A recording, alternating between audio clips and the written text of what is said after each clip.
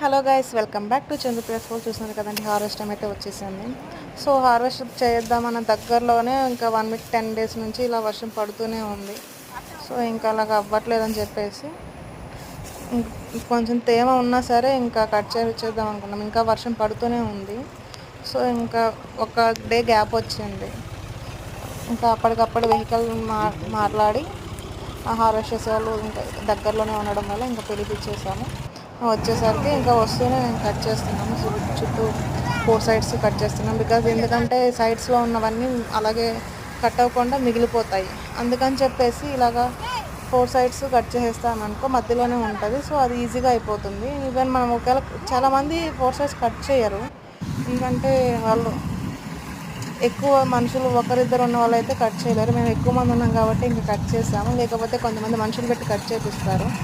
అలా చేయడం వల్ల టైం వేస్ట్ అయిపోతుంది. ఇలా 4 సైడ్స్ కట్ చేయడం వల్ల అయితే టైం సేవ్ అవుతుంది. కొంచెం అండ్ మొత్తానికి అయితే సక్సెస్ఫుల్గా ఇది లేకుండా ఫైనల్గా అయితే హార్వెస్ట్ అనేది అయిపోయింది. అండ్ హార్వెస్ట్ అయిపోయి మా పొలంకై నుంచి అయితే బయటకైతే వచ్చేసాయి వడ్లు. మొత్తం ట్యాంక్ నిండిపోయింది. ఇంకా ఫైనల్గా అయితే ఇదండి. మీలో ఎంతమందికి తెలుసు ఇలా హార్వెస్ట్ చేయడం? ఎంతమంది పొలంలో పనిచేశారు, చేస్తున్నారా? కామెంట్ చేయండి.